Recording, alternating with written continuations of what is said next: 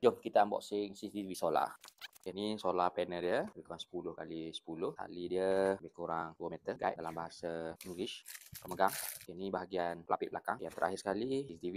Ada 2 kamera. Satu kamera kat sini. Satu lagi dekat. Lepas tu dia bagi skru. Ni bahagian bateri dia. Kita nak cuba tengok belakang dia. Okay, ni bahagian belakang dia.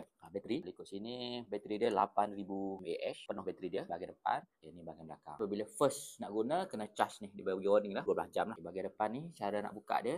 Tarik. Dia guna USB-C. Pada solar, power bank ataupun charger lah. Okay. Yang ni nak on ataupun off. Kena pasang macam ni lah. Ni.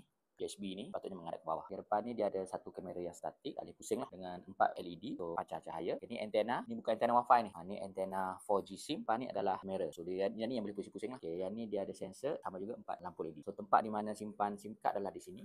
Memory card dan juga SIM card. Yang ni saya nak test masukkan memory card. Untuk SIM card saya gunakan hotlink. Saya nak testing. Dah pasang. Kita on dia.